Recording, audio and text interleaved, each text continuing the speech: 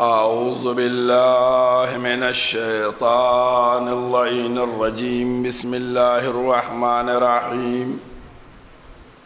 الحمد لله الذي لا يبلغ مدحته القائلون ولا يحصي نعماءه العادون ولا يؤدي حقه المجتهدون الذي لا يدركه بعد الهمم ولا يناله غوص الفتن الذي ليس لصفته حد محدود ولا نعت موجود ولا وقت معدود ولا عجل ممدود فطر الخلائق بقدرته ونشر الرياح برحمته ووتدا بالصقور ميدان أرضه والصلاة والسلام على سيد الأنبياء والمرسلين خاتم النبيين سيدنا الممجد بشير المسدد نذير المؤيد المصطفى الأمجد المحمود الأحمد أبي القاسم محمد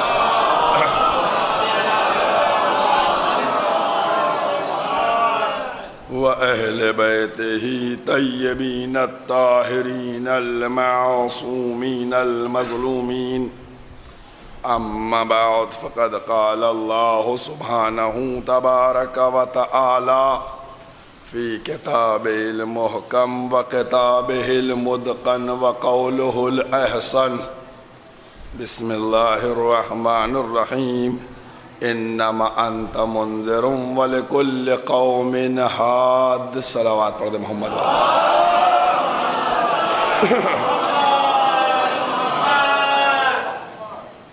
قرآن کریم کے یہ الفاظ جن کو مسلسل آپ کے سامنے بیان کیا جا رہا ہے اور اس کے ذیل میں جو میرا عنوان ہے انذار نبی و ہدایت ولی، باتیں آپ کے سامنے بیان کی جا رہی ہیں اور اب یہ سلسلہ گفتگو اپنا آخری مرحلوں سے قریب ہو گیا ہے، لہذا اب مجھ کو بھی اپنی گفتگو کو سمیٹنا ہے۔ 6 گھنٹے گزر چکے ہیں اور صرف 3 گھنٹے بچے ہیں، ایک آج کا گھنٹہ اور 2 اور گھنٹے۔ ہم اس بات کے اوپر مسلمانوں کو دعوت دے رہے ہیں کہ جب پیغمبر اسلام ان سے یہ بات کہی گئی اور اس وقت موجود صحابہ کرام نے پوچھا یا رسول اللہ اس کا مطلب کیا ہے، تو پیغمبر نے فرمایا کہ میں ڈرانے والا ہوں، علی کے شانے پہ ہاتھ رکھا، یہ ہدایت کرنے والے ہیں۔ بات کلیئر ہے، کوئی کنفیوژن نہیں ہے، لیکن آج تک اس بات کو سمجھنے میں کوتاہی کی جا رہی ہے، جبکہ اگر آپ دیکھیے ثعلبی اپنی تفسیر میں لکھتے ہیں، فخر الدین رازی وہ اس بات کو تحریر کرتے ہیں تھوڑا اختلاف کے ساتھ، تو پھر کیوں نہیں سب متحد ہو کر ہدایت کے دامن کو تھام لیتے ہیں؟ اگر آپ دیکھیے تو ہمارے جد جناب دلدار علی غفرانہ مآب علیہ الرحمہ نے ایک کتاب بہت عظیم لکھی ہے جس کا نام عماد الاسلام ہے، وہ اصول دین کے اوپر پوری لکھی گئی ہے، توحید، عدالت، نبوت اور امامت پہ 2 جلدیں ہیں اور ایک قیامت پہ۔ انہوں نے امامت کے سلسلے میں ثعلبی کو کوڈ کرتے ہوئے یہ بات واضح کی ہے کہ جو فخر الدین رازی کہتے ہیں کہ ہدایت سے مطلب کوئی بھی آ کر ہدایت کر دے گا، وہ نہیں ہے، بلکہ یہ ہدایت خاصہ ہے کہ جو صرف علی ابن ابی طالب علیہ السلام ان سے منسوب ہے. باقاعدہ صلوات پڑھیے محمد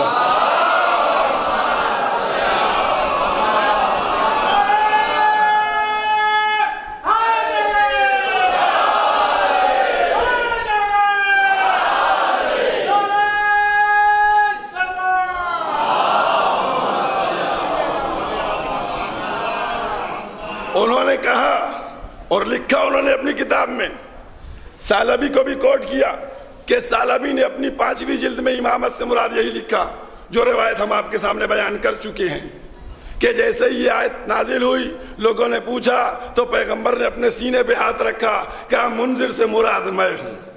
اور اس کے بعد جب ہادی کے بارے میں پوچھا تو پھر پیغمبر نے مولا کائنات کی طرف اشارہ کیا کہ ہادی سے مراد یہ. اور آخری زمانے تک ہر ایک انسان جس کو ہدایت چاہیے اگر وہ ہدایت لے گا تو صرف علی ابن ابی طالب سے لے گا، ان سے اس کو ہدایت ملے گی. اس میں فخر الدین رازی نے آ کر یہ شوشہ لگایا کہ نہیں، یہ ہدایت جو ہے یہ عام ہدایت ہے، کوئی بھی آ کر ہدایت کر سکتا ہے. لیکن انہوں نے اشارہ کیا کہ ناصب جو کہہ رہا ہے یہ تو اس کے دل کی قدورت ہے.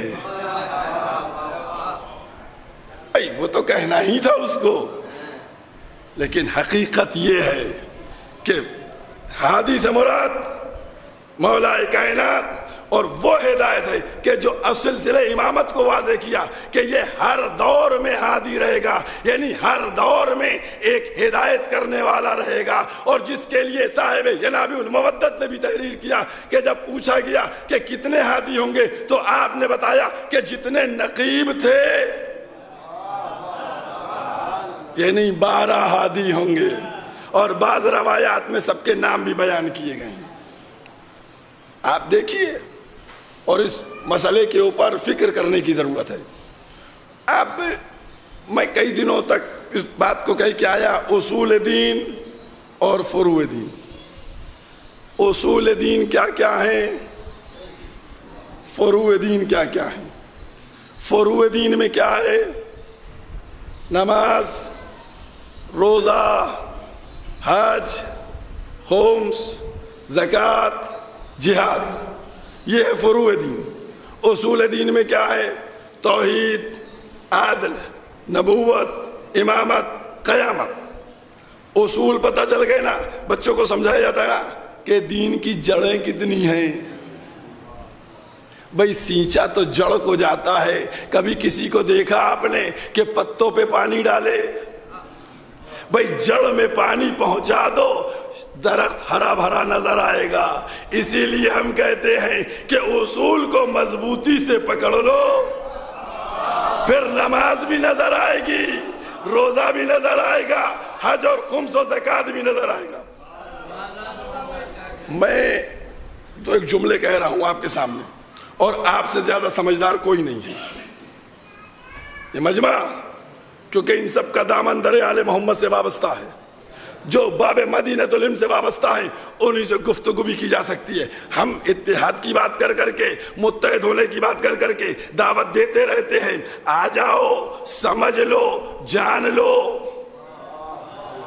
بھائی سمجھ لو، جان لو. اب تمہارا اپنا مقدر ہے، ہماری دعوت پہ نہیں آتے. اور میں اب آپ سے کہنا، دیکھیے جو میں نے کہا جملے میں آپ سے کہہ رہا ہوں. بچہ ادھر تھوڑا بڑا ہوا، اس کو کہا سورہ یاد کراؤ. میں کہنے کیا جا رہا ہوں بہت توجہ کیجیے گا. کہا سورہ یاد کراؤ، اس کو طہارت بتاؤ، اس کو نماز بتلاؤ، ہے نا، اس کو روزہ بتلاؤ، اس کو نماز بتلاؤ، روزہ بتلاؤ. مجھ کو ڈھونڈ کے بتائیے کہ کبھی کسی ماں نے اپنے بچے کو ولایت کو یاد کرایا ہو یا عزاداری کو یاد کرایا ہو؟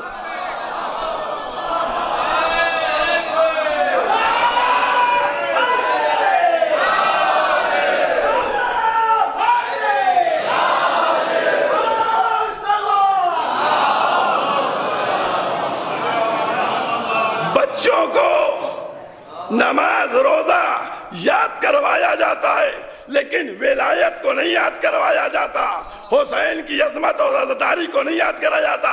آپ کہیں گے تو پھر یہ کیسے آ جاتی ہے؟ میں کہوں گا جب چند لمحوں کے بچے کے کان میں کہہ دیا تھا اشہد ان امیر المومنین،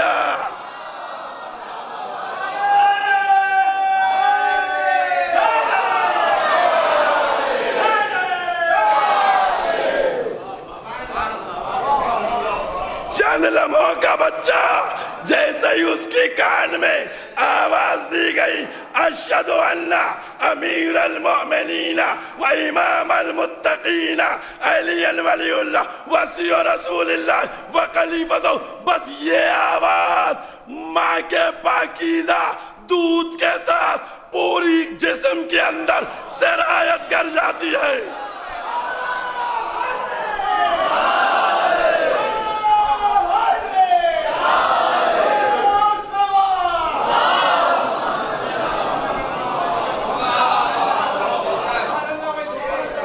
یاد کرانے والے بھائی مجھے کوئی بتائے اٹھ کے، اتنا بڑا مجمع بیٹھا بتائے اٹھ کے کوئی کہ صاحب وہ یاد کرایا جاتا ماتم کر رہا۔ بچہ ابا نہیں کہہ پاتا یا حسین کہہ لیتا ہے، بچہ اماں نہیں کہہ پاتا علی علی کر لیتا ہے۔ اور اب جب میں یہاں پر لے آیا آپ کے ذہنوں کو تو ایک بات کہتا چلوں نا، وراثت کیا ہوتی ہے؟ جملہ میرا سنیے گا، ولایت باپ کی وراثت نہیں ہے، جو وراثت میں مل جائے ولایت ماں کی شرافت سے ملتی ہے۔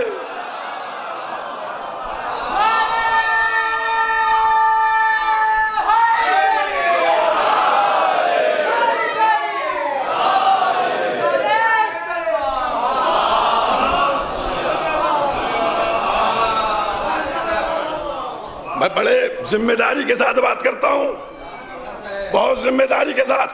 میں نے خود پیغمبر کی حدیث پڑھی ہے، علی سے دوستی کے لیے شرط کیا ہے؟ اگرچہ مفسرین نے بھی لکھا، مورخین نے بھی لکھا، محدثین نے بھی وہ لفظ لکھا، لیکن ہم احتیاط کر کے نہیں اس جملے کو کہنا چاہتے کہ ولایت علی کے لیے شرط کیا ہے۔ اور کیا بولے یاد رکھیے، آج آپ دیکھیے جا کر ایک ایک جملے کے اوپر، بھائی کلمہ میں کہتا چلا آ رہا ہوں، کلمہ دو نہیں ہے، لا الہ الا اللہ محمد رسول اللہ، آ کر بیٹھو ہمارے پاس، ہم تم کو ثابت کریں گے۔ جا کر قرآن کریم میں دیکھنا 35 نمبر سورہ فاتر، دیکھو اس کے اندر توحید کو نعمت کہا یا نہیں کہا؟ توحید نعمت ہے 35ویں سورہ میں، نبوت نعمت ہے 68ویں سورہ میں۔ سورہ نون والقلم کہا گیا نبوت کیا ہے؟ نعمت ہے۔ اب آؤ ہم سے، میں نے کہا نہیں، جب 3 کلمے ہیں تو لازم ہے کہ جیسے توحید کو نعمت کہا گیا، جیسے نبوت کو نعمت کہا گیا، ویسے ہی ولایت کو بھی نعمت کہا جائے۔ عزیزوں کہاں ہے ذہن آپ کے؟ نہیں پہنچا؟ ولایت کو بھی کب نعمت کہا؟ الیوم اکملت لکم دینکم واتممت علیکم نعمتی۔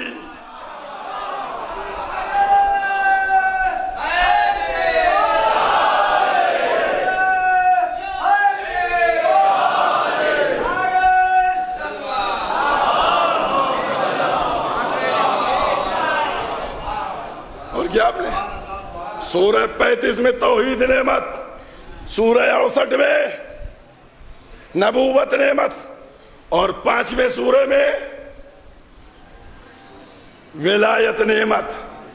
کب نعمتیں تمام ہوئی؟ رکھواؤ سروں پر قرآن اور کھلواؤ قسم، جب من کنت مولا فہذا علی مولا، صدا بلند ہو گئی، تب آواز آئی آج آج، نہیں توجہ کیا؟ آج آج کیا ہوا؟ دین مکمل ہو گیا، آج دین مکمل ہو گیا، نعمت تمام ہو گئی، اللہ راضی ہو گیا. ہے 3 جملے نہیں ہے، 2 حوالہ جاؤ دیکھ لینا، قرآن مجید کا 5واں سورہ سورہ مائدہ ہے، 4 نمبر آیت جا کر دیکھنا اطمینان سے گھر میں.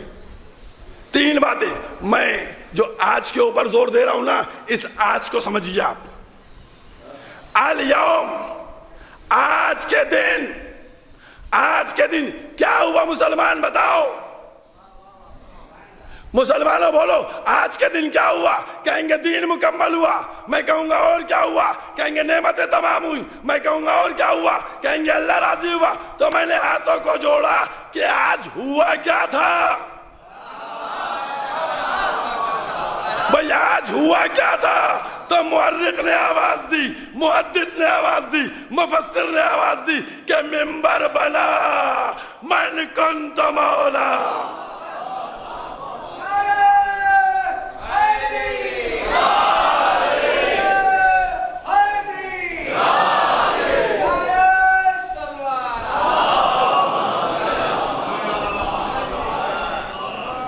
ہم نے کہا کہ ہماری مجلس کے دوران یہ صلوات آدھی ادھوری نہ بھیجا کیجئے، ورنہ ہم بغیر صلوات کے بھی مجلس پڑھ سکتے ہیں.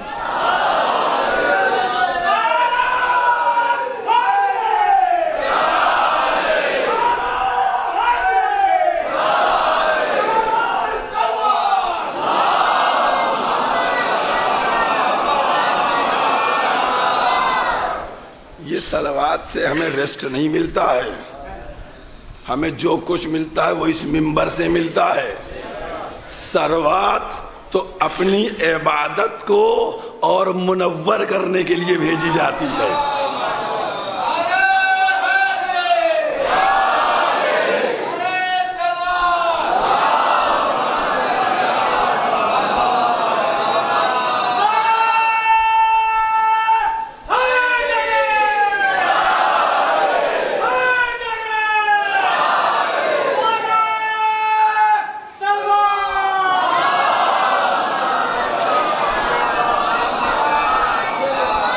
ہمارے کچھ مومنین دھوپ تک پہنچ گئے ہیں، اندر جب جگہ ہے تو آپ لوگ اور اندر آ جائیے، مہربانی فرمائیے.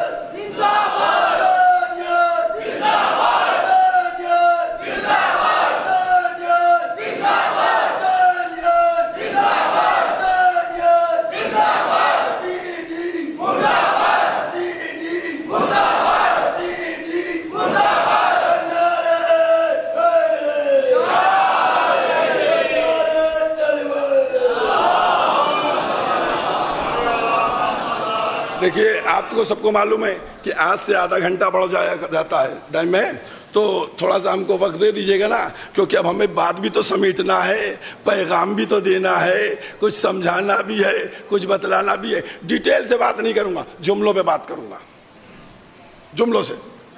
اب میں نے کہا 3 جملے. آج کیا ہوا؟ دین مکمل ہوا. آج کیا ہوا؟ نعمتیں تمام ہوئیں. آج کیا ہوا؟ اللہ راضی ہو گیا. یہ کب ہوا؟ 18 ذی الحجہ کو، بقرعید کے ٹائم، یعنی 17 تاریخ کو دین مکمل نہیں تھا. 17 کو دین مکمل نہیں تھا، نعمتیں تمام نہیں تھیں، اللہ راضی.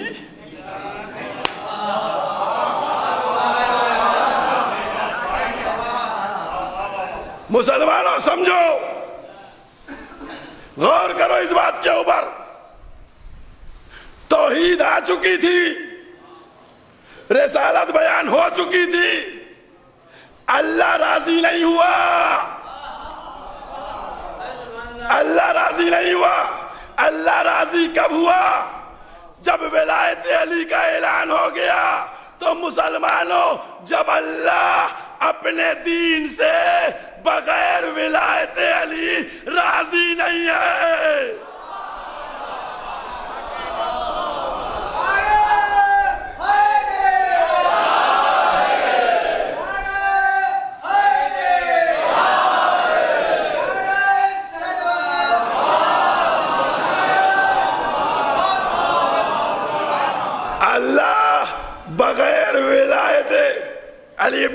طالب دین سے راضی نہیں ہوا،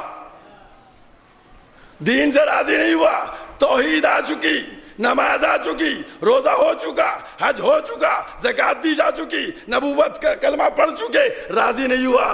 اب تم فیصلہ کرو کہ جب وہ اپنے دین سے بغیر ولایت کے راضی نہیں ہے تو تمہارا دین بغیر ولایت علی۔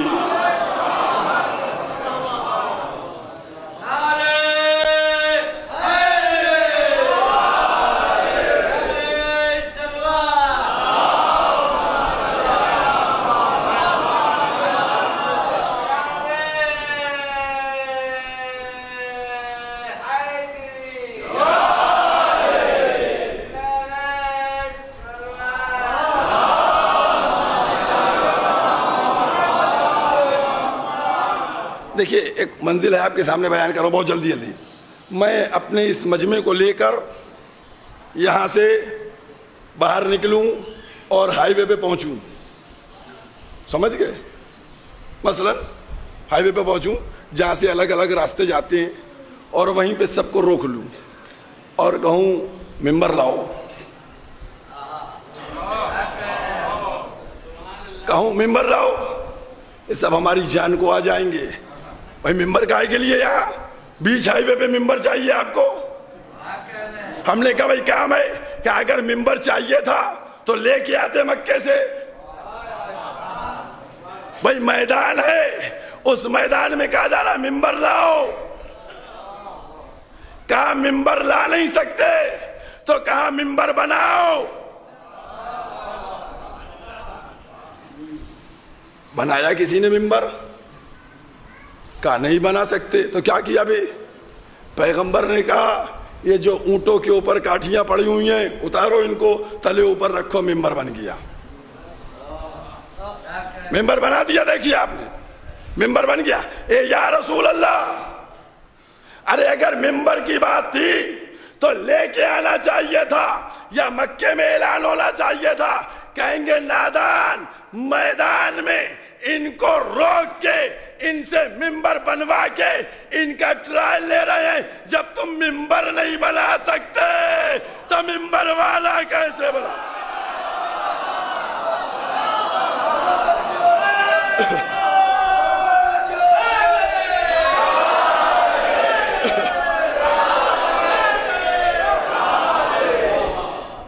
یا رسول اللہ، امپورٹنٹ میسج دینا تھا، مدینے سے لے آتے ممبر۔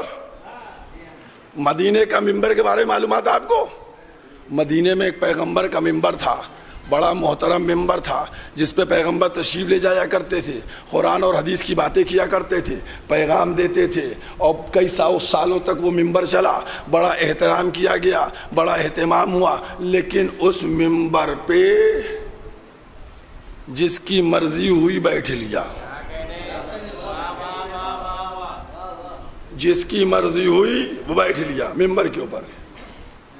یا رسول اللہ، ممبر بنوایا، ہو گیا۔ اچھا آپ لوگوں کو معلوم ہے، آپ لوگ جانتے ہیں کیا سر رسول اللہ نے ممبر پہ جا کے اتنا ہی کہا من کنت مولا فہذا علی مولا، اتنا ہی کہا تھا؟ 4 گھنٹے 5 گھنٹے کا خطبہ تھا، 2 منٹ کی بات نہیں تھی غدیر میں، کئی گھنٹے کا خطبہ تھا جس میں دین کی باتوں کے بعد فضائل آل محمد بیان کیے گئے تھے۔ کئی گھنٹے فضائل بیان کیے گئے ممبر سے۔ میں کہوں گا کیا عمدہ پیغمبر نے ان مقصروں کو پیغام دیا جو آج کہتے ہیں کہ ممبر پر بیٹھے علی علی کرنے لگے۔ ارے یہ علی علی کرنا میرا کام نہیں، رسول کی سنت ہے۔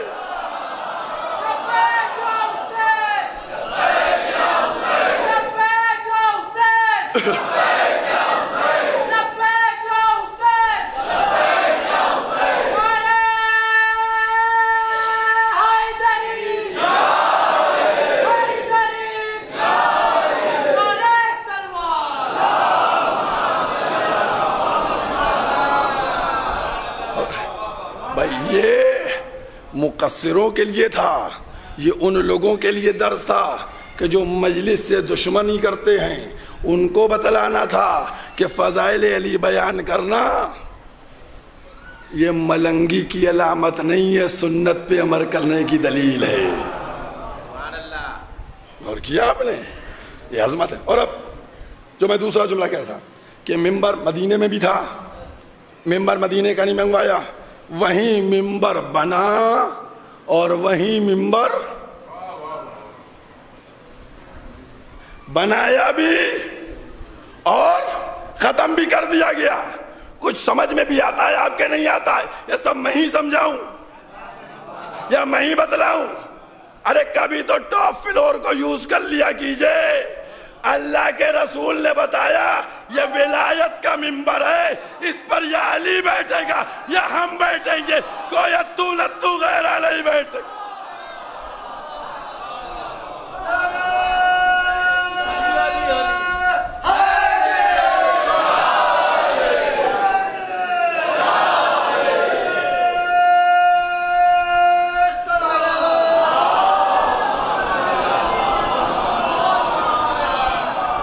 ولایت کا ممبر ہے، اس پہ ہر ایک آ کے نہیں بیٹھ سکتا ہے، اس پر یا مولا آئیں گے یا پیغمبر آئیں گے۔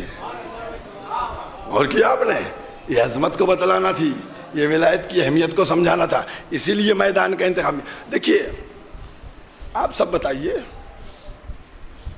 نماز کے اعلان کے لیے کئی لاکھ کا مجمع اکٹھا ہوا، روزے کے اعلان کے لیے کتنے ہزار کا مجمع بلایا، حج کا حکم پہنچانے کے لیے کئی لاکھ آدمی اکٹھا کیے گئے، زکوٰۃ کا پیغام پہنچانے کے لیے کتنے لاکھ لوگوں کو بلایا گیا۔ دیکھیے دو جملے آپ سے کہنے چاہ رہا ہوں۔ نماز آرڈر آیا، ادھر سے امپلیمنٹ کروا دیا گیا، چلو نماز پڑھو سب لوگ۔ روزے کا آرڈر آیا، روزہ رکھوا دیا گیا۔ حج کا آرڈر آیا، حج کروا دیا گیا۔ لیکن فروع دین کے لیے کبھی مجمع اکٹھا نہیں کرایا گیا۔ اگر مجمع اکٹھا کرایا تو کس کے لیے کرایا؟ بہت توجہ کیجیے گا، بہت توجہ کیجیے گا، میں نتیجہ دینے جا رہا ہوں آپ کو، میں آپ کو نتیجہ دینے جا رہا ہوں۔ یہ غدیر کا میدان، اور اس میں کم سے کم 1 لاکھ تو تھے، 1 لاکھ کے اوپر کی کئی روایتیں ہیں، 1,20,000 1,56,000 جتنی بھی، لیکن 1 لاکھ کنفرم ہے، 1 لاکھ کنفرم ہے، اتنے تھے 1 لاکھ۔ جب اتنے 1 لاکھ تھے تو اب یہاں اکٹھا کیے گئے، روکے گئے، اور آپ غور کریے گا وہ تھکا ہوا آدمی جو نکل گیا تھا اسے بلایا گیا، واپس بلاؤ اس کو، واپس بلوایا گیا، اور کیا آپ نے، اور سب کو اکٹھا کیا گیا۔ اس کے بعد میسج دیا گیا ولایت کا۔ میدان غدیر کو سمجھو۔ ایک جملہ اور کہہ دوں مسلمانوں سے، ایک جملہ اور، ایک صلوات پڑھیے محمد والے محمد۔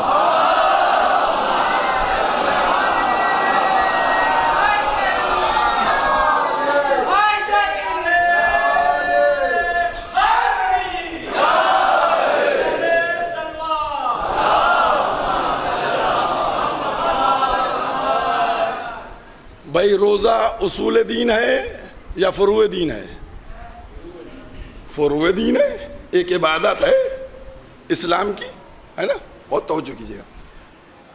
مسلمان اسلام کو سینے سے لگائے رہتا ہے، مسلمان اسلام پہ جان قربان کرنے کے لیے تیار رہتا ہے، مسلمان ہر موقع کے اوپر کھڑا ہو جاتا ہے کہ ہم اسلام میں مداخلت کسی کی پسند نہیں کرتے ہیں، اور ہونا بھی یہی چاہیے، حق بھی یہی ہے کہ اسلام وہ جامع دین ہے کہ جس کے اندر کوئی کمی نہیں ہے۔ یہی مسلمان جب 30 روزے پورے کرتا ہے، ایک اسلام کی عبادت روزے پورے کرتا ہے تو 3 دن تک کڑکڑاتا ہوا کرتا پائجامہ پہن کے عید مناتا ہے. غور کیجئے گا, 2-4 جملے آج آپ سے کہتا چلوں. کڑکڑاتا ہوا کرتا پائجامہ پہن کے عید مناتا ہے. یہ سفید کرتا پائجامہ تم کیسے پہنے ہوئے ہو؟ کیا ہوا؟ کیا تم کو نہیں معلوم عید ہے؟ کیسی عید ہے؟ کیا روزے مکمل ہو گئے؟ کیا روزے مکمل ہو گئے؟ عید منا رہے ہیں, 4 دن دکانیں بند, ہوٹل بند, کاروبار بند. مسلمان عید منا رہا ہے. ہم اس مسلمان سے کہنا چاہتے ہیں, اے مسلمانوں, میں تم سے ہاتھ جوڑ کے کہتا ہوں کہ دشمن کے لیے تم روزے مکمل ہونے کے بعد عید مناتے ہو, تو جب اسلام مکمل ہوا تب بھی عید مناؤ.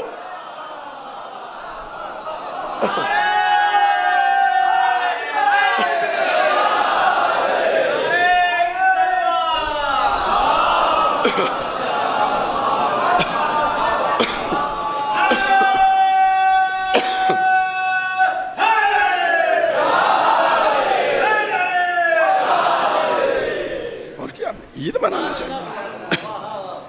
اسلام مکمل ہوا ہے, اسلام مکمل ہو گیا, ہمارا دین مکمل ہو گیا. ہر مسلمان فرط مسرت سے جھومے, آج دین مکمل ہو گیا, آج دین کامل ہو گیا. اور عید منائے. روزوں کے بعد اگر 3 دن مناتے ہو تو دین کی تکمیل کے بعد 7 دن مناؤ, تب پتہ چلے گا تم اسلام کے چاہنے والے ہو, تب پتہ چلے گا تم اسلام کے ماننے والے ہو. تو بہرحال میں ابھی جملے کہہ رہا تھا, اب میرے 2-3 جملے ہیں, بڑے غور سے سن لیجیے گا, بہت توجہ کیجیے, اور اگر کسی لائق مل جائے تو دعائیں دے دیجیے گا. دیکھیے, اللہ کا رسول چاہتا تھا کہ غدیر کے میدان کو, غدیر کو ایک ترازو بنا دے.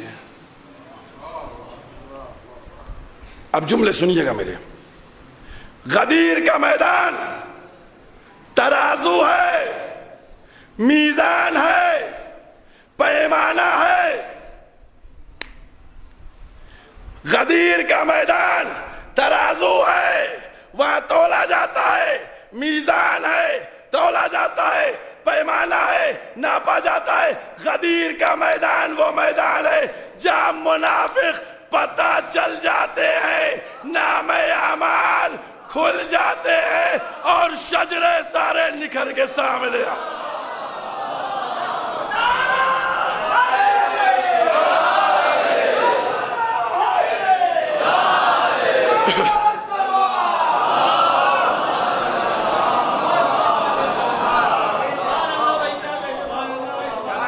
غدیر کا میدان پتہ چل گیا نا, وہاں منافق بھی پتہ چل گیا, وہاں کیا اعمال ہے یہ بھی پتہ چل گئے, وہاں کیا شجرہ ہے یہ بھی پتہ چل گیا. اب ہو گئی بات. 2 جملوں کے بعد بات ختم کر دوں گا, بس بات ختم کر دوں گا 2 جملوں کے بعد.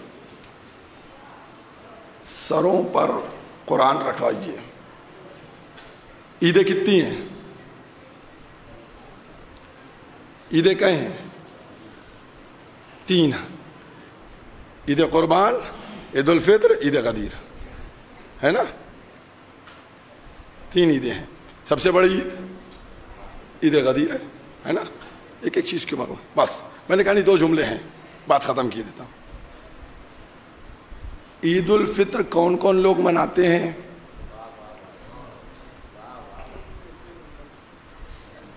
عید الفطر کون کون لوگ مناتے ہیں بتائیے؟ ہے عید الفطر کون کون لوگ مناتے ہیں؟ بہت توجہ کیجئے گا. دودھ کا دودھ, پانی کا پانی, بات ختم. عید الفطر کون کون مناتا ہے؟ یہ آوازیں آ رہی مسلمان مناتے ہیں, نہیں, ہم سے پوچھو کون کون مناتا ہے.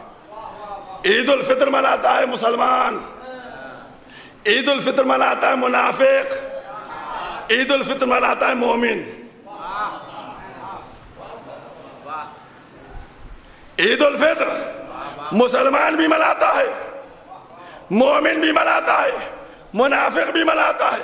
عید قربان مسلمان بھی مناتا ہے، مومن بھی مناتا ہے، منافق بھی مناتا ہے، لیکن عید غدیر وہ عید ہے جو صرف مومن مناتا ہے، نہ منافق عید مناتا ہے نہ مسلمان عید مناتا ہے۔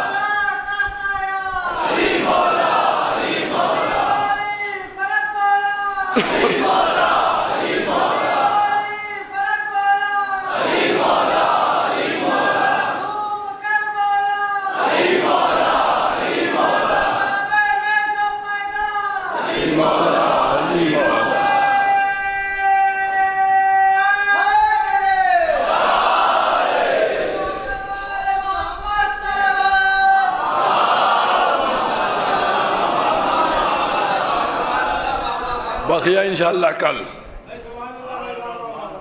کیونکہ آج مجھے دو باتیں بھی کہنا ہے، اور ان دو باتوں کو کہنا اس لیے ضروری ہے کہ وہ باتیں اگر نہ کہی جائیں تو وہ میرے مقصد کی نہیں ہے، ہماری مجلسوں کے اوپر دشمن اس کے ذریعے سے حملہ کر دیتے ہیں۔ اور کیا آپ نے آج کل مسئلہ کیا ہو رہا ہے کہ ایک معاملہ یہ خواتین کے ویڈیو کا ہے، کچھ لوگ سازش کرتے ہیں اور عورتوں کی مجلسوں کی اور دوسری طرح کے ویڈیو ڈالتے ہیں، اور اس کے بعد کہتے ہیں دیکھیے یہ مجلسوں میں ہو رہا اور یہ ہو رہا ہے۔ حالانکہ جو اہل بیت کے چاہنے والے ہیں وہ کبھی اہل بیت کی نافرمانی نہیں کر سکتے ہیں، یہ انہی کا کام ہے کہ جو دشمن ازا ہیں، پہلے کہتے ہیں چور سے چوری کرو، بعد میں آوازیں بلند کرتے ہیں۔ یہ وہی لوگ ہیں جو دشمن ازا بھی ہیں، دشمن ولایت بھی ہیں۔ ایک میسج یہ ہے، ہم نہیں کہنا چاہتے دوسروں کو آواز دے، دوسرے ہمارے اوپر ہوں، کیونکہ یہ مشن بنا ہوا ہے۔ میں بار بار آپ لوگوں سے کہتا ہوں، اللہ کے واسطے ان لوگوں کو بے نقاب کر کے نکالیے قوم سے جو لباس شیطنت میں ڈوبے ہوئے ممبر ولایت پر آتے ہیں۔ اور کیا آپ نے، میں بار بار اسی پہ کہتا رہتا ہوں۔ اور دوسری بات وہ، کیونکہ ہمارے مراجع کا، اور خاص کر میں نے کل اس بات میں ہم سے جب بتایا گیا اور بات ہوئی تو میں نے خود آیت اللہ العظمیٰ سید علی سیستانی دامت برکاتہ کی اس ویب سائٹ پر جا کے دیکھا، انہوں نے دو چیزیں خاص کہی ہیں، ان کی سائٹ پہ جا کر فتویٰ مسئلہ دیکھ لیجئے گا۔ ایک بات یہ کہی ہے کہ اگر عورت قرآن کی تلاوت بھی کرتی ہے اور آواز بنا بنا کر نامحرموں تک پہنچتی ہے تو یہ تلاوت حرام ہو جائے گی۔ لہذا عورتوں کی مجلسیں، عورتوں کے ماتم، عورتیں، میں نے پہلے دن بھی کہا تھا کہ یہ ہماری مائیں بہنیں خواتین شہزادی کے لیے پرسہ دینے آتی ہیں تو شہزادی کی سب سے پہلے اس تمنا پر رکھیں کہ جو انہوں نے پردے کے لیے ہدایت کی ہے، کیونکہ اب تو ایک مسئلہ اور ہو گیا ہے، آ گیا تو کہتا چلوں، اب دو طرفہ معاملات چل رہے ہیں، کچھ خواتین میں بھی اتاری جاتی ہیں۔ پہلے مقصر مردوں ہی کو آ کے بہکاتے تھے، اب لیڈیز بھی چل رہی ہیں، سمجھ گئے؟ اور اس میں سوال و جواب ہوتا ہے. خدا کے واسطے آپ ماشاءاللہ سے سب لوگ ہیں, آپ کو آپ کے باپ دادا اجداد بزرگوں سے ملی ہوئی عزاداری ہے, مدعوین ہے, اب اس میں کوئی چینج وینج کی ضرورت نہیں ہے. جو ہمارے بزرگ ہم کو عزاداری دے گئے اسی کو ہمیں اپنی اولاد کو دینا ہے, وہی اولاد کو دے رہے. اب اس طرح کی باتیں کرنا کہ صاحب یہ نہیں ہونا چاہیے, وہ نہیں ہونا چاہیے, یہ ہتکڑی کیوں ہے, یہ مہندی کا جلوس کیوں ہے, یہ عقد قاسم کی بات کیوں ہے, یہ ذوالجناح کیوں ہے, یہ قمع کیوں ہے, یہ علم کا سہرہ چھواروں کا سہرہ کیوں پڑا ہوا ہے, یہ پھلوں کا سہرہ کیوں ڈال دیا ہے. اس کا مطلب کیا ہے؟ آپ کو عزاداری سے محبت نہیں ہے. میں نے آپ سے کیا بات کہی تھی؟ میں ایک دن کہہ چکا ہوں, میٹیریل شیطان دیکھتا ہے, نسبت اللہ والے دیکھتے ہیں. میں کہہ آیا ہوں, اب دوبارہ دہراؤں گا نہیں. میٹیریل جو ہوتا ہے وہ شیطان دیکھتا ہے, بنا کہے سے ہے, ہمیں اس سے بحث نہیں ہوتی, ہم دیکھتے ہیں نسبت کدھر کی طرف ہے. اور اسی طریقے سے ان کا جو دوسرا مسئلہ ہے وہ جو آج کل نوحوں کی سیریزیں آ رہی ہیں, اس کے اوپر میں کچھ نہیں کہوں گا, صرف اتنا کہوں گا کہ اس میں اگر آپ کو پوری پہچان ہے, جو آقا نے لفظ لکھا ہے, پہچان ہے آقا سیستانی نے کہ لہو و لعب, اگر اس نوحے میں جو میوزیکل سسٹم استعمال کیے جا رہے ہیں وہ لہو و لعب کے مطابق ہیں تو سننا حرام ہے. سمجھ گئے؟ لہذا یہ کاروباری لوگ کچھ ہیں, سمجھ گئے؟ کیونکہ اگر آپ فی سبیل اللہ کرتے ہیں تو پھر کاپی رائٹ کی ضرورت کیا ہے, پھر اپنے کو اس انداز سے لانچ کرنے کی ضرورت کیا ہے. دیکھیے یہ جو کچھ بھی ہے یہ سرحد پار سے چلتا ہے. افسوس کی بات یہ ہے کہ وہ سرحد پار سے ہماری سرحدوں میں داخل ہوتا ہے, پھر ہماری سرحد کے بھی کچھ نادان لوگ اس کو ایڈاپٹ کر لیتے ہیں اور لے لیتے ہیں. اللہ کے واسطے پہلے جانچا کیجئے, پرکھا کیجئے, کیونکہ یہ ہماری عزاداری پاک ایسی مطہر عزاداری ہے, ہم اس پہ کوئی حرف برداشت نہیں کریں گے. آج دشمن سب سے پہلے اسی عزاداری کو ٹارگٹ کرتا ہے, اور کیا؟ لہذا ہمیں ان تمام چیزوں کی احتیاط کی ضرورت ہے. عزاداری کیجئے جو آپ کے بزرگوں سے آئی ہے, لیکن جس طریقے سے اب اس کو سیریزیں, اب ہمارے یہاں کے بھی کچھ لوگوں کو شوق ہوا ہے اور وہ بھی اپنے نوے وغیرہ لانچ کرنے لگے ہیں اور باقاعدہ سیریز بننے آ رہی ہے. ہم کہیں گے اللہ کے واسطے ایسا مت کیجئے. ہمارے جلوس, ہماری عزا جس میں ہر طرف سے غم ہی غم نظر آتا تھا. اور ایک بات اور کہتا چلوں, مجھے نہیں معلوم تھا لیکن ایک بہت ہی معتبر ذاکر, میں نام بھی لیے لیتا ہوں, ان کا نام جو دوسرے ملک میں رہتے ہیں جناب مولانا ابو طالب صاحب. ان کا آپ کی ایک ویڈیو میں نے دیکھا, اس میں انہوں نے کہا ہم کئی سال سے کہہ رہے ہیں ہمارے جلوس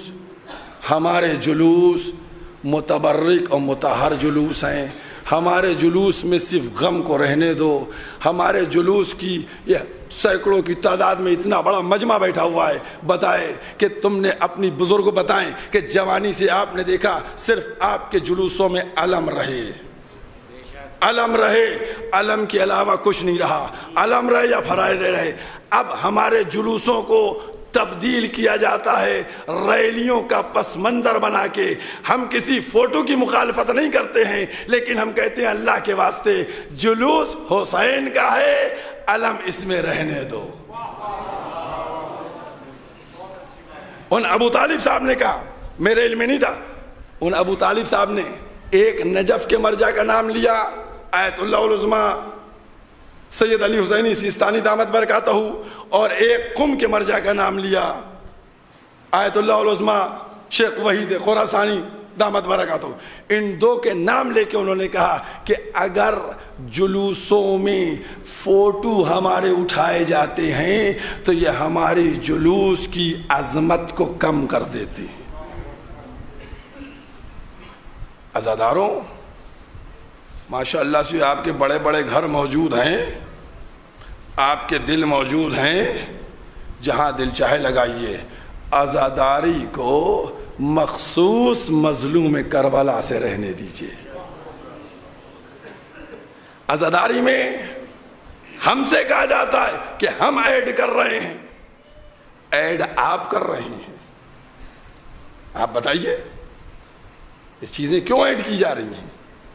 یہ جلوس کے اندر جو وہ غم کا وقار ہے، آپ خود دیکھتے ہیں لامحالہ جب انجمنیں پڑھتی ہوئی جاتی ہیں، صرف علم ہوتے ہیں تو اس وقت ہر آدمی نوا سنتا ہے، لیکن اب جب تختیاں چل رہی ہیں اور دوسرے طرح کے جھنڈے وغیرہ چل رہے ہیں تو آدمی اس میں لگ جاتا ہے، نوے بھول جاتا ہے، غم چلا جاتا ہے۔ اللہ کے واسطے جو بزرگوں سے عزاداری ملی ہے اس کو بچا کے اپنی اولاد کو دے دو، یہی تمہارا فریضہ ہے۔ عزاداران امام مظلوم، کیونکہ اگر عزاداری پہ کسی طریقے کا ہماری حیات میں حرف آئے اور ہم خاموش بیٹھے رہیں، ہم بی بی کو جواب کیا دیں گے؟ عزاداران امام مظلوم، عزاداران امام مظلوم، ایک چھوٹا سا جملہ، ایک چھوٹا سا جملہ، یہ جتنے لوگ بیٹھے ہیں، یہ جتنے لوگ بیٹھے ہیں یہ جنت میں نہیں جائیں گے۔ جملہ سنیے گا، یہ جنت میں نہیں جائیں گے، بی بی ان کو جنت میں لے جائیں گی، ان کو لے جائیں گی، کیونکہ بی بی نے کہا ہے کہ جو جو میرے غم، بیٹے کے غم میں رہے گا، روئے گا، اس کو ہم جنت میں لے جائیں گے۔ ہم کو بی بی لے جائیں گی جنت میں، کیوں؟ ہم مظلوم کربلا کی عزادار ہیں۔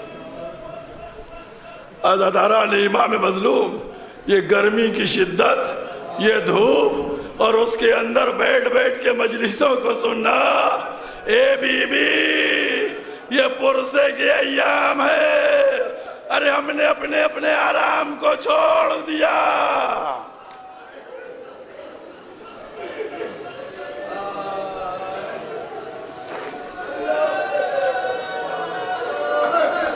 عزاداروں، 7 محرم ہو گئی، حسین کے خیموں سے آوازیں بلند، الاتش الاتش، ہائے بیاس، ہائے بیاس۔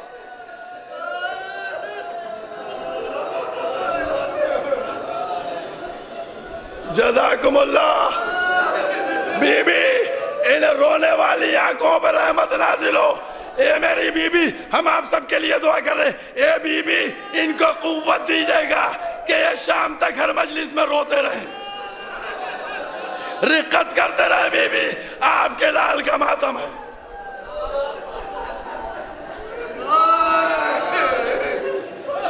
عزاداروں، یہ 7 محرم آج ہی سے قحط آب ہے۔ میں بندش آب نہیں کہتا ہوں، میں قحط آب کہتا ہوں۔ قحط پڑ گیا تھا، چھوٹے چھوٹے بچے، الاتش الاتش، ہائے پیاس، ہائے پیاس۔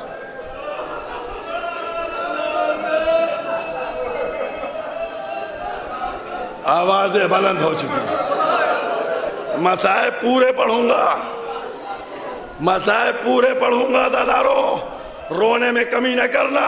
تم کو معلوم ہے نا آج 7 تاریخ ہے، آج کس کے مسائب سنو گے تم؟ کس کو پرسہ دو گے؟ کس کا ماتم کرو گے؟ آج ایک کمسن کا ماتم ہے، آج ایک یتیم کا ماتم ہے، آج ایک بیوہ کو پرسہ دینا ہے، آج ایک دلہن کو اس کے شوہر کا پرسہ۔ جزاکم اللہ۔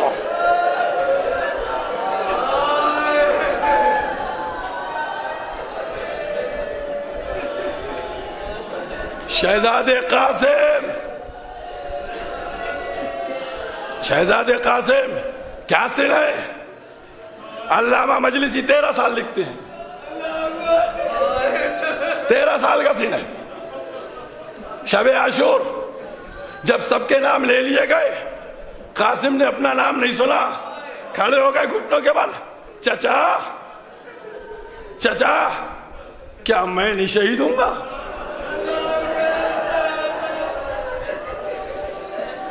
امام نے کہا بیٹا، بڑے بڑے ریسرچ کرنے والے موت کا مزہ لکھنے سے قاصر ہیں کہ موت کا مزہ کیسے ہوتا ہے۔ آؤ در آل محمد کے اوپر تمہیں موت کا مزہ پتہ چل جائے گا۔ پوچھا بیٹا موت کیسی ہے؟ کہ اگر حق پہ آئے تو شہد سے زیادہ شیریں ہے۔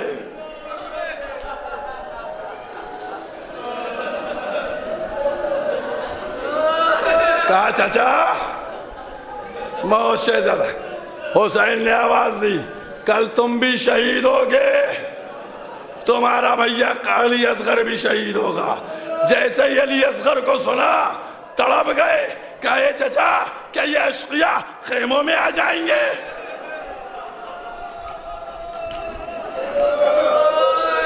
حسین نے تسلی دی کہ یہ نہیں آئیں گے، ہم ہاتھوں پر لے کے آئیں گے، سوال آپ کریں گے۔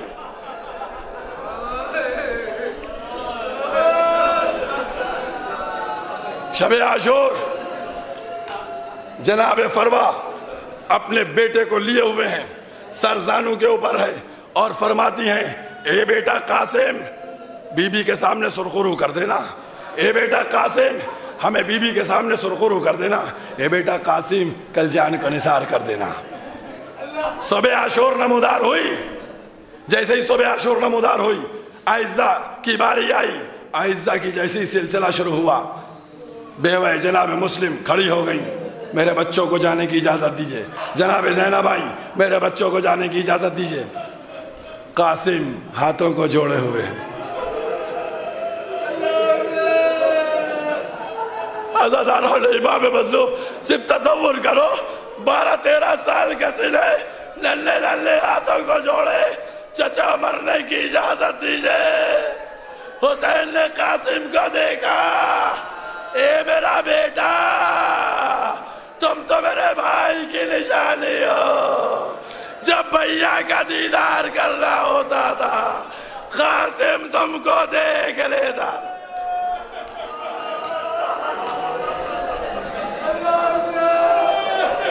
قاسم ممبر قاسم خیمے میں آئے، آنے کے بعد سر کو جھکایا، بیٹھ گئے۔ قاسم خیمے میں آگے بیٹھے ہوئے ہیں، اور اب چچا اجازت نہیں دیتے، کیا کریں۔ ایک دفعہ بیٹھے ہوئے تھے، سر زانوں پہ تھا، ہاتھ رکھے ہوئے تھے، ایک دفعہ ہاتھ ٹکرایا اس تعویذ سے جو بابا نے باندھا تھا۔ قاسم اماں نے بتا دیا تھا کہ جب کوئی سخت وقت پڑے بابا نے کہا ہے تب یہ کھولنا، بس جیسے ہی تعویذ پہ ہاتھ گیا قاسم نے تعویذ کھولا، اب جو تعویذ پڑھا فرض مسرت سے جھومے، چچا کے سامنے آ گئے، بولے کچھ نہیں، ہاتھوں پہ قاسم نے امام کا خط، بھائی کی تحریر بھائی نے دیکھی۔ جزاکم اللہ۔ بھائی کی تحریر بھائی نے دیکھی، حسین نے تحریر کو لیا، بھائی کی تحریر کو دیکھا، فوراً ماتھے سے لگایا، چوما، بھائی کی تحریر تھی، لکھا ہوا تھا بیٹا قاسم جب تم یہ تعویذ کھولو گے میرا بھائی زمین کربلا پہ نرغ اعدام میں ہوگا۔ اے بیٹے قاسم میں تم کو وصیت کرتا ہوں کہ قاسم میرے بھائی پر سے جان کو نثار کر دینا۔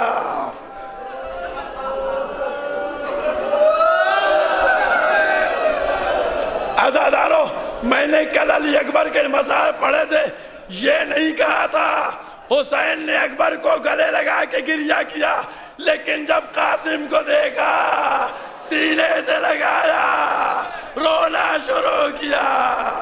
اے قاسم،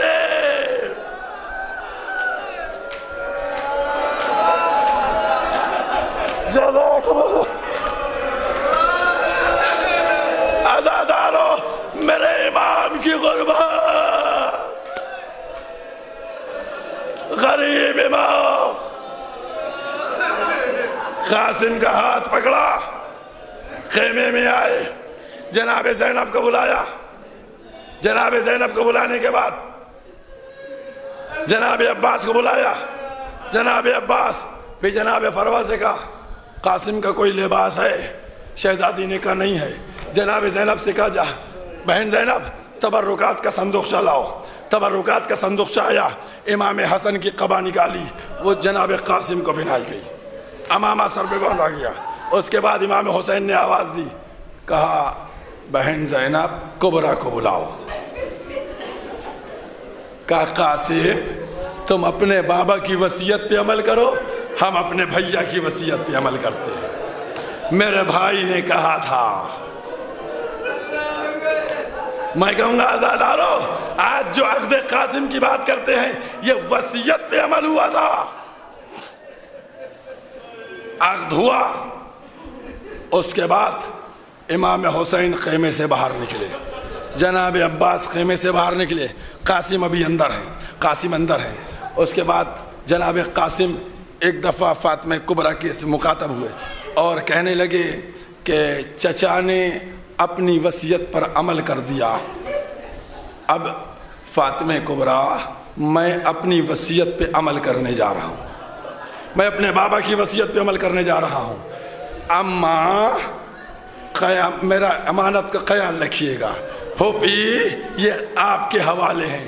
جیسے ہی قاسم اٹھ کے چلنے لگے، ایک دفعہ شہزادی کبریٰ نے آواز دی، ایک ایک جملہ پڑھا ہوا میں پڑھ رہا ہوں، بڑی ذمہ داری کے ساتھ کہہ رہا ہوں۔ شہزادی کبریٰ نے آواز دی، کہا قاسم جائیے، ہم جانے سے نہیں روکتے آپ کو، جائیے، جانے سے نہیں روکتے، لیکن اتنا بتائیے کہ جب ہم کربلا سے جائیں گے تو آپ کو خدا حافظ کیسے کہے؟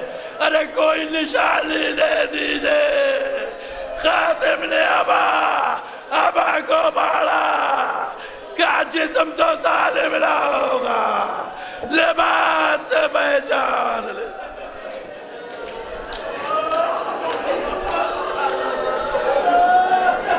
جزاکم اللہ۔ جناب قاسم نکلے، امام حسین نے قبا بنوائی، امامہ باندھا تھا، اس کو دونوں طرف سے چاک کر کے لٹکایا اور اس کے بعد چہرے کو بھی ڈھاکا آپ نے تاکہ بچہ کمسن ہے، دھوپ نہ لگے۔ جزاکم اللہ۔ عزادارہ نے معلوم مصائب میں نہیں کمی کرتا تھا، رونے میں کمی نہ کر رہا۔ ایک دولہا کا ماتم ہے، دلہن کو پرسا دینا ہے۔ امام نے رخصت کیا، تلوار باندھی، رخصت کیا، جاؤ بیٹا قاسم جاؤ، خدا حافظ۔ جناب قاسم چلے میدان کی طرف۔ ایک ایک لفظ پڑھ کے میں بتاتا ہوں مصائب میں۔ شہزادے قاسم کا جو حملہ تھا اتنا زبردست حملہ تھا کہ فوجیں الٹ گئیں، دشمن بھاگنے لگے۔ جناب عباس ایک بلندی سے دیکھ رہے تھے، آواز بلند کی، مرحبا مرحبا قاسم، شاباش بیٹے قاسم، شاباش بیٹے قاسم۔ پھر پسر سعد کو مخاطب کیا کہ ہے کوئی پہلوان، ارے بھیج اس بچے کے مقابلے۔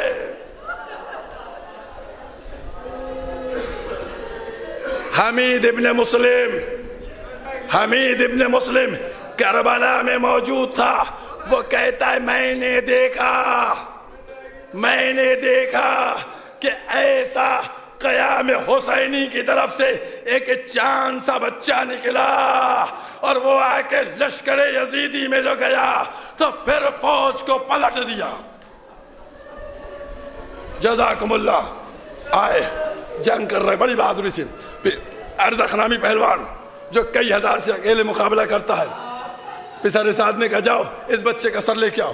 اس نے کہا پسر سعد میری توہین کرتا ہے، اس بچے کا سر میں لے کے آؤں، میرے 4 بیٹے ہیں، بھیج دے کسی کو۔ 4 بیٹے بھیجتے کسی کو، قسم خدا کی عباس کے شاگرد ہیں، عباس کس کے شاگرد ہیں؟ علی مرتضیٰ کے شاگرد ہیں، قاسم کس کے شاگرد ہو گئے؟ وہ دادا کا شجاعت، دادا کے فنون جنگ لیے ہوئے وہ ایک ایک بیٹے کو بھیجتا رہا اور یہ ہر بیٹے کو واصل جہنم پہنچاتے رہے۔ اب سچ بتاؤ، جس کے 4 بیٹے اس کے سامنے واصل جہنم ہو گئے ہوں، اب ارزق کے اوپر کیا گزری؟ روایت میں لکھا ہوا ہے، مقاتل نے لکھا ہے کہ ایک دفعہ جھنجلا، ایک ہاتھ میں تلوار اٹھائی، ایک ہاتھ سے بھالا اٹھایا، آیا اور للکار کے قاسم پہ حملہ آور ہوا، لیکن علی کے پوتے نے دادا کی شجاعت کا جوہر دکھا دیے، ایسا وار کیا کہ ارزق بھی واصل جہنم ہوا۔ اب لشکر یزید میں خوف تھا، ہراس تھا، سہمے ہوئے تھے، سب لشکر یزید میں سناٹا چھا گیا، اب کوئی آگے بڑھنے کے نہیں۔ ایک دفعہ پسر سعد نے آواز بلند کی، کہا اے لشکر والوں، اے سپاہیوں، تمہاری غیرت کو کیا ہو گیا ہے؟ ایک کنسن بچہ اور تم سب سہمے ہوئے ہو، سب مل کے حملہ کرو، بس آزادار ہو۔ 3 دن کا بھوکا پیاسا 13 برس کا بچہ کب تک جنگ کرتا؟ ایک ظالم نے حملہ کیا، پہلو پہ برچی لگی، بچہ سنبھل نہ سکا، سر پر وار ہوا، بچہ زمین کی طرف چلا، آواز بلند کی، اے چچا مدد کیجئے۔ اب جو حسین نے سنا بڑا غضب ہو گیا، حسین نے تلوار نکالی، چاہتے تھے قاسم کے قاتل پہ حملہ ہو۔ جزاکم اللہ، جزاکم اللہ۔ حسین نے یتیم بھتیجے کی آواز کو سنا۔ میں نے کل کہا تھا جناب علی اکبر کی جب آواز آئی تھی، جناب علی اکبر کی آواز آئی تھی، حسین نے تلوار نہیں نکالی تھی، لیکن جب جناب قاسم کی آئی تلوار نکال کے آگے بڑھے۔ اب جو دشمن نے دیکھا حسین کی تلوار نیام سے نکل آئی ہے تو عزاداروں گھوڑے بھاگے، ادھر کے گھوڑے ادھر، ادھر کے گھوڑے ادھر۔ قاسم کا جیل جب جب پیر پڑتا، اے چچا مدد کیجئے، اے چچا مدد کیجئے، اے چچا مدد کیجئے۔ عزاداروں قاسم کا جیل پارا پارا ہو گیا۔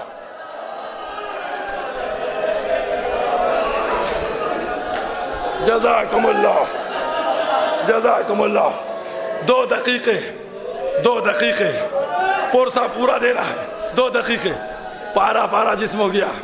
حسین مظلوم کربلا قاسم کے سرہانے پہنچے اور پہنچنے کے بعد سر کو جھکایا، کہا بیٹا قاسم، تمہارے چچا پہ بڑا شاخ ہے، تم مدد کو بلاتے رہے، تمہارے چچا مدد کو نہ پہنچے۔ اے میرے قاسم، تمہارے چچا پہ شاخ ہے۔ عزاداروں اب 2 روایتیں ہیں، ایک روایت یہ ہے کہ سینے سے سینہ ملا تھا، زمین پہ خط دے رہی تھی، دوسری روایت یہ ہے کہ ابا کو بچھایا۔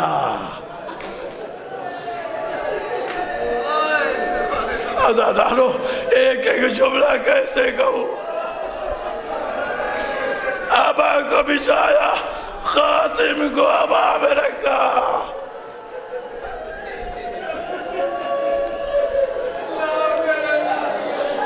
جزاکم اللہ۔ بس عزاداروں 1 دقیقہ مصاحب ہے، ابھی یہاں جناب قاسم کی شبیہ آئے گی۔ کل دیکھو، کل جناب علی اکبر کا تابوت آیا تھا نا، اس پہ کالی پوشش تھی نا۔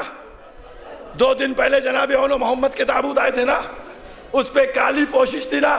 جب آج جہاں بھی اٹھے گا، جب جناب قاسم کا تابوت اٹھتا ہے نا تو اس پہ کالا کپڑا نہیں ہوتا، اس پہ لال یا ہرا کپڑا ڈال دیا جاتا ہے۔ میں پوچھوں گا یہ کیوں؟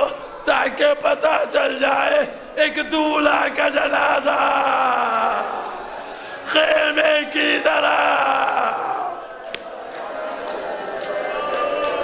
جزاکم اللہ،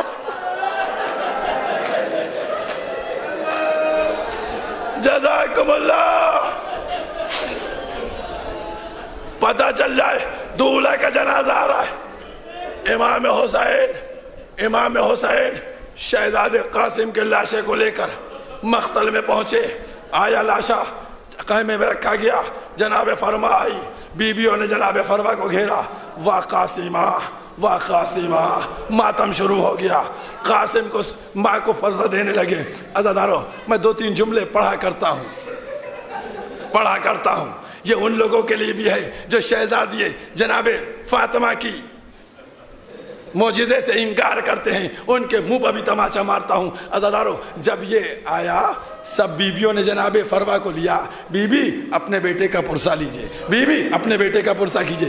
اب یہ کہتا ہوں کہ عجب نہیں کہ جناب فاطمہ ایک دفعہ کبرا کی طرف متوجہ ہوئی ہو کہ ہم کو پرسہ نہ دو, کبرا کے شوہر کا جنازہ ہے. کبرا کے شوہر کا جنازہ آیا, سب مل کر کبرا کو پرسہ دو. بس 2 جملے اور مجلس ختم. اس کے بعد قاسم کا ماتم ہوگا. وہ 2 جملے کا جیسے ہی سب کبرا کو پرسہ دینے بڑے ہوں گے, کبرا نے کہا ہوگا رک جاؤ بیبیوں, رخ مدینے کا کیا ہوگا. اے دادی, آپ نے نماز پڑھ کے دلہن زندہ کی, آج ایک دولہا مر گیا, نماز پڑھ دیجئے, دولہا زندہ. واہ قاسمہ واہ قاسمہ یا حسین.